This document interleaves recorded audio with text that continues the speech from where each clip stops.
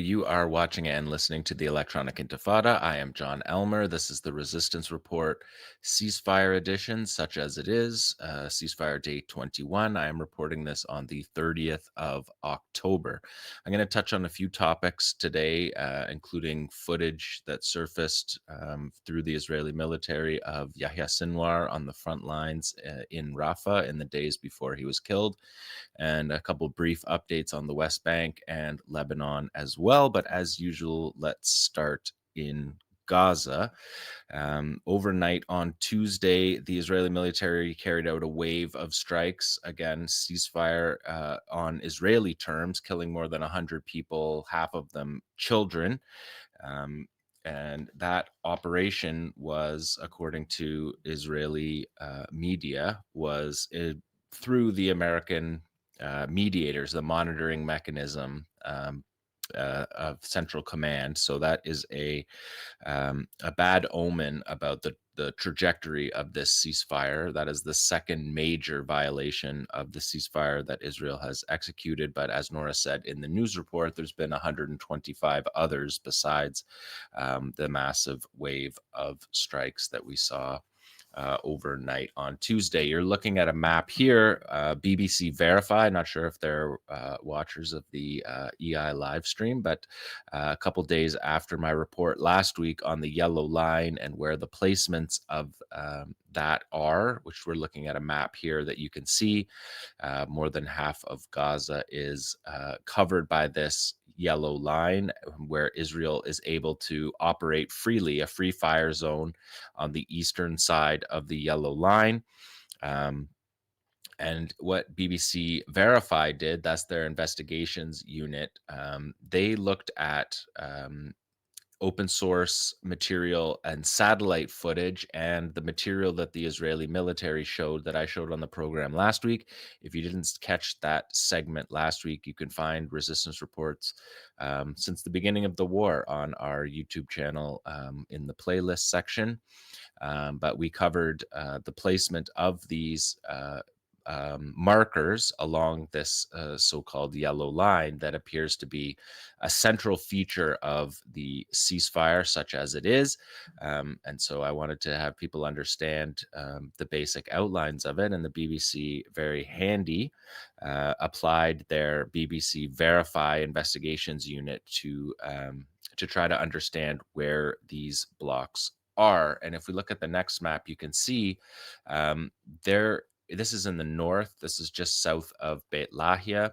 And you can see where the yellow mark was delineated on the map. Like I pointed out last week, it's very difficult to understand where the lines were. The maps that were presented by the Israelis and Trump were extremely vague after 2 years of genocide, where Israel has broken down the territory into hundreds of blocks to tell people in a grid where to leave while they're ethnically cleansing. Then when the ceasefire comes, they set up this deadly line where they shoot to kill. More than half of the people that have been killed in the ceasefire have been killed around the yellow line. The map was extremely vague. And the keys to this to understand is that the Israeli military is continuing its operations on the eastern side of this yellow line. They're attempting to achieve through ceasefire what they failed to achieve during the war. They're dismantling the tunnel apparatus. They're destroying homes. They're basically carrying out Operation Gideon's Chariots, which was expressly by the IDF said was against infrastructure and not against fighters, because they couldn't defeat the fighters, so they moved on to the infrastructure. And that's what's happening on this other side of the line. Then Israel uses the pretext of any kind of attacks on their forces, which they claim without any evidence have happened, and the resistance has distanced themselves from those attacks. But Israel uses that pretext to carry out its attacks in Gaza, despite what's supposed to be a ceasefire, and it's supposed to be a ceasefire guaranteed by Trump. So the fact that that the Israeli military is going through the Civil Military Coordination Center, run by Central Command, is it's a bad omen for the trajectory of this ceasefire. We can look at the next map because we also have this in the south.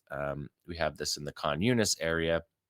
That previous map was showing more than 500 meters distance between where the yellow line was supposed to be, where it was agreed upon in Sharm el Sheikh, to where it is now. Here we're seeing it in the Khan Yunis area, 300 meters in front of what is supposed to be the line. And Israel continues its military operations in that territory consistently, day by day. And their intention is to do that.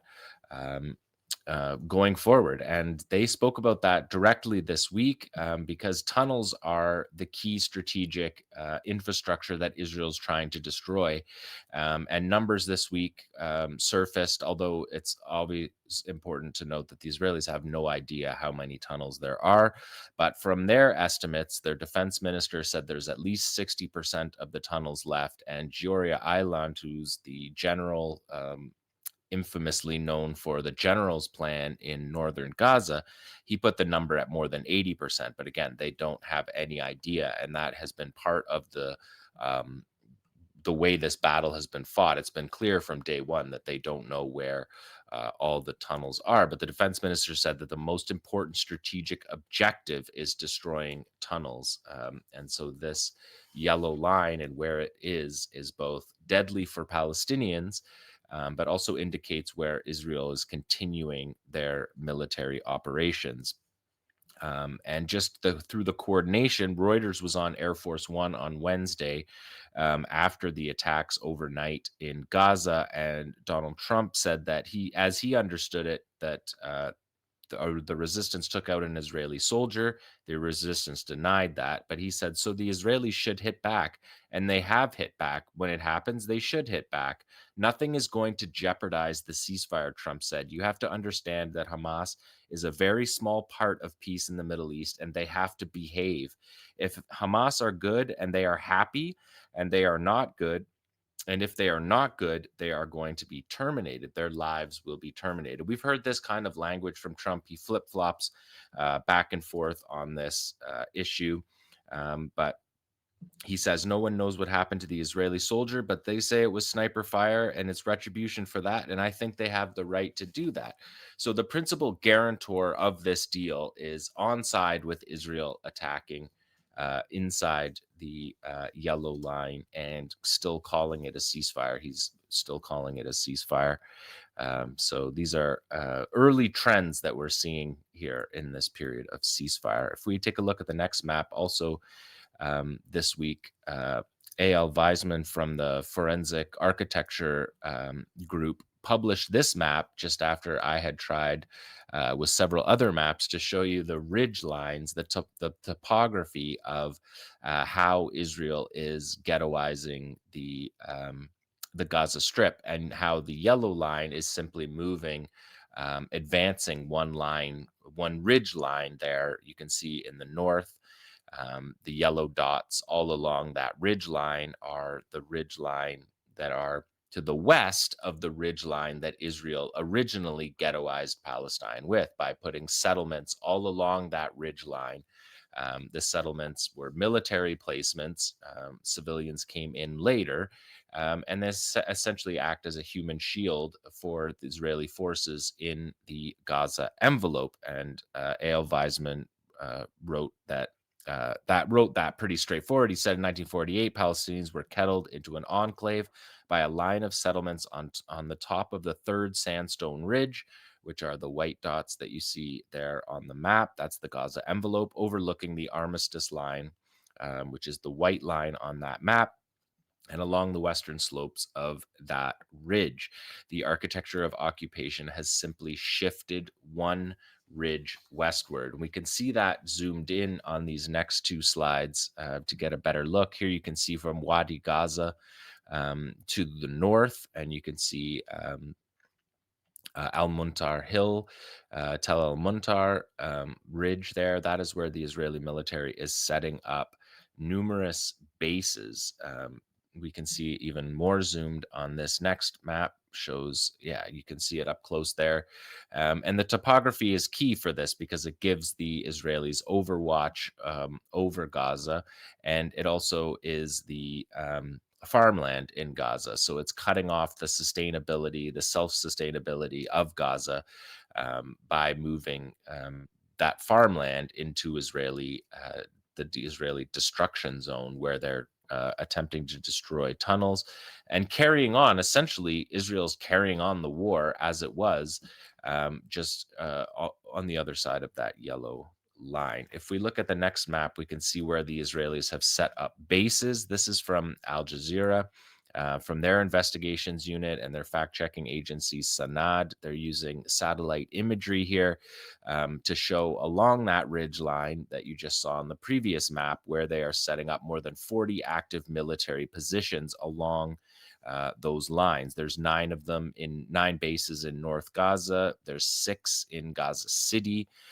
There's 1 in the middle camps area, 11 in Khan Yunis, and 13 in Rafah, which you can see Rafah is mostly entirely inside the Israeli controlled area of the yellow line. So we can see the way that those two things are working together. Now, moving on to the prisoner captives handover. This is the Qassam Brigade's Shadow Unit carrying out the recovery of remains of Israeli soldiers in Gaza. And everyone in the negotiations in Sharm el Sheikh, including the Mossad chief, the Egyptian intelligence, Jared Kushner, and Trump, all have acknowledged how difficult it is to find bodies and how long this process would take. Trump famously, infamously called the Gaza Strip a demolition site, which he knows from his real estate days. And Jared Kushner on 60 Minutes a couple weeks back, he visited Gaza with Steve Witkoff, and Kushner said that it looked like a nuclear bomb had gone off in Gaza. And so these are the same people that are providing the pretext for Israeli strikes, are saying that it's going to be extremely difficult. There's 10,000 Palestinians stuck under the rubble that the world does not seem to be paying the same attention to as it does to the Israeli captives that were almost all killed by Israel themselves and buried in buildings just like the 10,000 Palestinians. And just for understanding about this, because one of the justifications for the strike on Tuesday night was that Israel got only partial remains of one of their soldiers. But just to put that into context, just for comparison, only 6 of the first 200 bodies, Palestinian bodies handed over by Israel, only 5 of the 6, only 6 were identified by Israel out of the 200, and 5 of those 6 were misidentified. So only one ID of a body, and the bodies were so mangled, as Nora's reported in the news report, and we can't even show you the footage of it because it's so horrific, bound, tortured, executed, burned.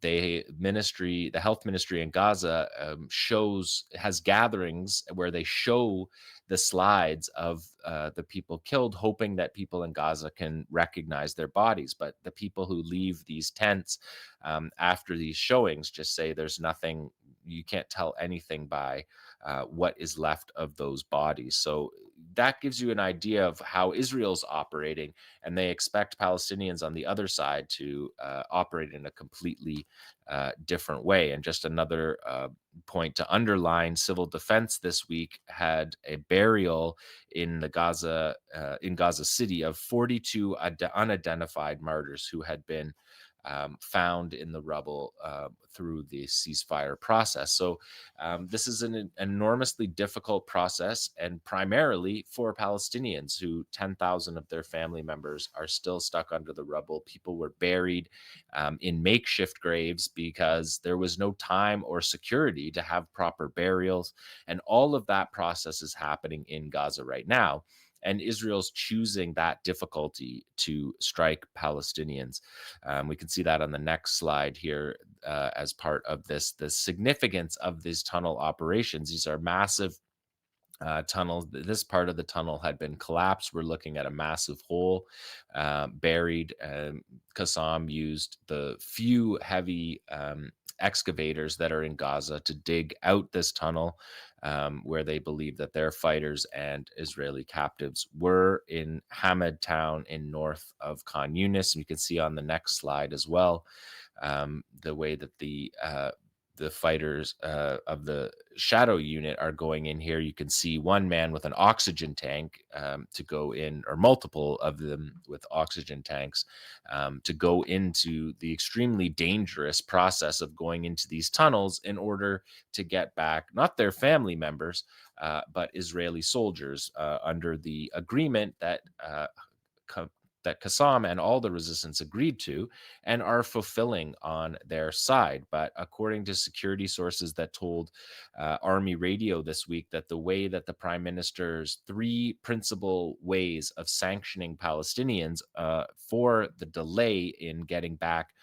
Israeli captives is reducing the scope of humanitarian aid. So essentially using the blockade and tightening the blockade, and the yellow line will also facilitate that. The expanding of the area under Israeli control in Gaza, that means expanding the yellow line and squeezing the territory even more. And the third one is airstrikes on the territory. So these are the ways that Israel is openly saying that they will violate the ceasefire if things are not done to their whims, really, because there's no interaction between the resistance and the Israelis about the process of handing over these bodies. Israel just strikes whenever it feels like. You can see one more slide showing these units. The just one more thing before this slide is the Hamas spokesman Hazem Qassem said, "It is a right of our people to bring in the necessary equipment to retrieve the bodies of around 10,000 martyrs beneath the rubble. The Israeli claim that Hamas knows the locations of the bodies are false, especially because the landmarks in the Gaza Strip have changed due to the aggression, meaning people in Gaza can't figure out where they are because there's no landmarks. And this is something that Israel acknowledged. They called it devastated terrain warfare. They had a problem with this too from the fighting side because their own troops were shooting at each other because there was no way to mark and to delineate where one unit and it was operating and where the boundary was for another unit because everything is flattened. So there's no indications, and that's something that the Qassam brigades pointed out. The Hamas spokesman pointed out that. So that is just following this process. There are now, after today's handover this afternoon, there will be 11 bodies of Israelis still in Gaza after today. On the next slide, you can see this drone story.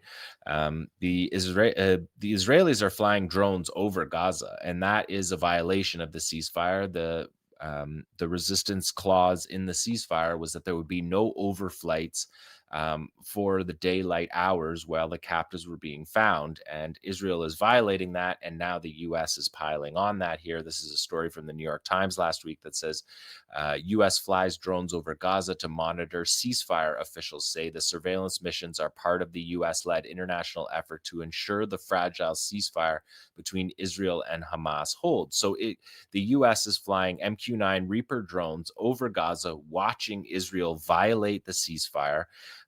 And these missions, surveillance missions, are operating in support of the new Civil Military Coordination Center in southern Israel. The CENTCOM has 200 U.S. soldiers monitoring the ceasefire. So they're monitoring Israel's ceasefire violations and saying nothing of it. In fact, they're approving them. So we now have the U.S.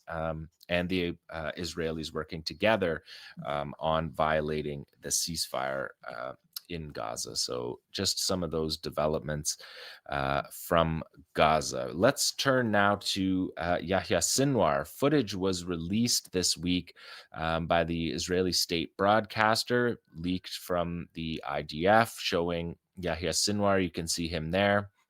He's cloaked, he's with his commanders, and he's in a house that had previously been occupied by the Israelis. He's on the front lines here in Rafah. This is in October of 2024. This is 3 months after the Israeli military said that they had defeated the Rafah brigade. And here we have Yahya Sinwar, the leader of Hamas, who, when he was released from prison, said that he would go now and rejoin his place in the 𝐓𝐶aM brigades with the fighters of the 𝐓𝐶aM brigades. And that's what we see. Israel tried to tell people, and the Western media parroted it, that Sinwar was in a tunnel with human shields, captives as human shields. And we know that all of the captives that have been released from Gaza, nobody talked about Sinwar being with them. The only stories of Sinwar are him asking if he can get people anything in perfect Hebrew, from the original release in November 2023. That's what people said. There's no evidence of him sitting surrounded by captives. It's absolutely absurd. And this footage puts lie to that. And this footage, it appears to be part of the same set of videos that Al Jazeera got access to from 𝐓𝐶aM for the documentary, What is Hidden is Greater, that was shown on on the October 7th operation.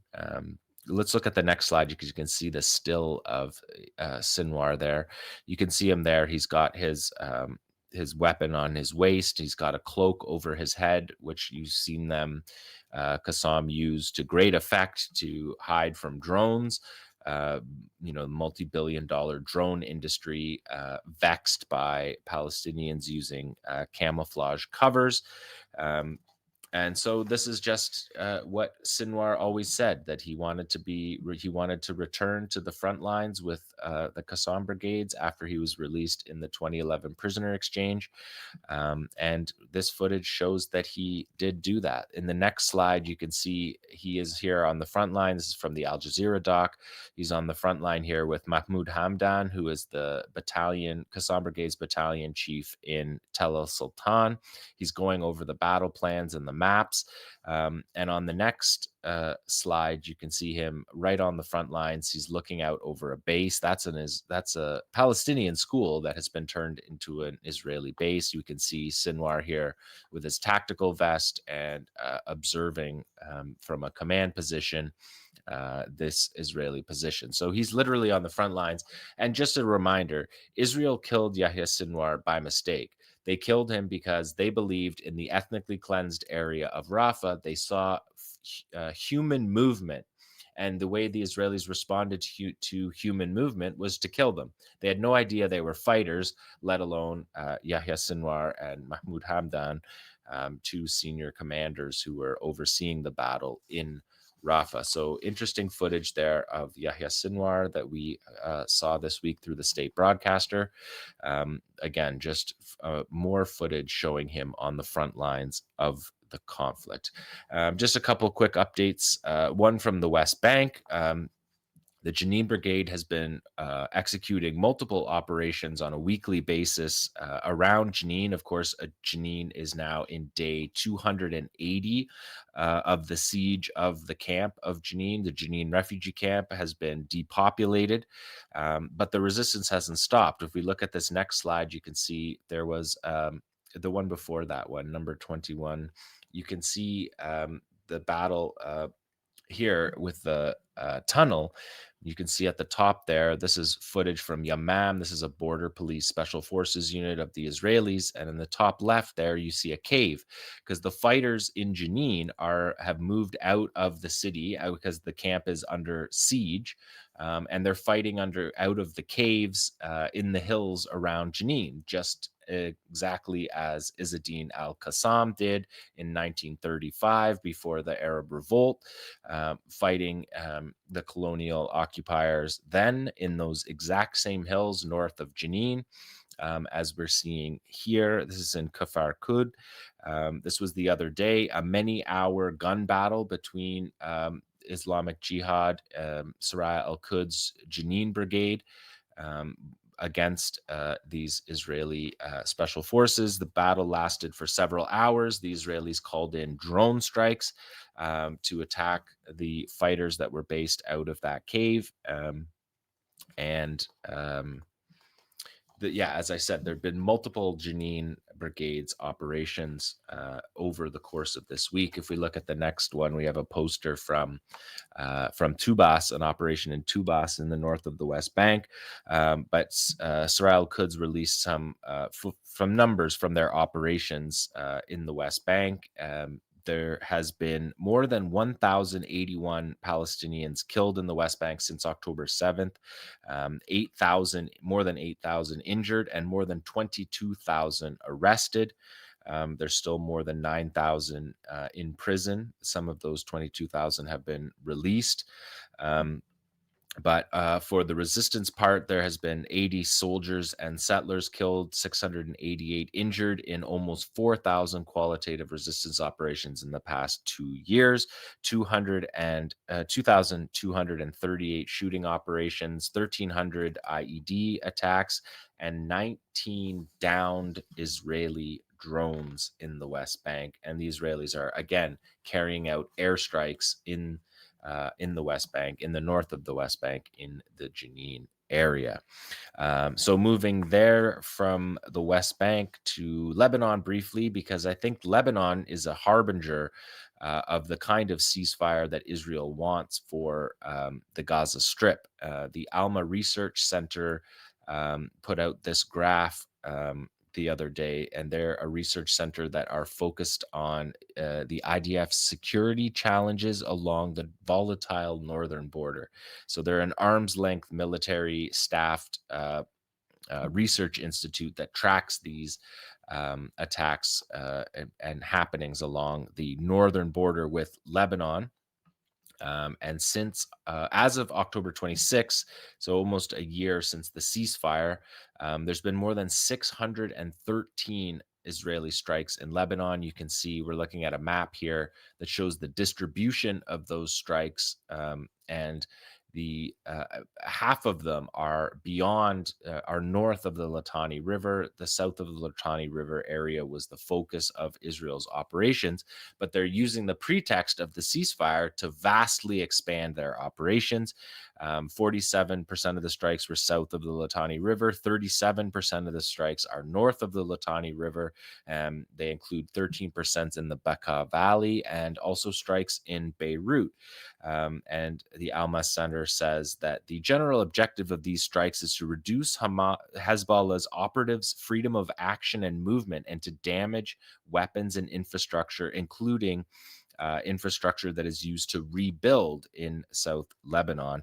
The Israelis have killed more than 340 Hezbollah fighters just in the 1 year. It's basically killing one a day. And that is how Israel, that's the honor of an Israeli ceasefire.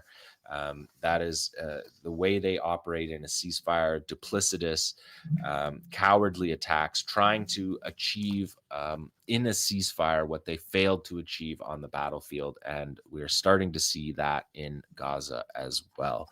So that is the Resistance Report ceasefire edition, such as it is, for day 755 of Israel's genocide.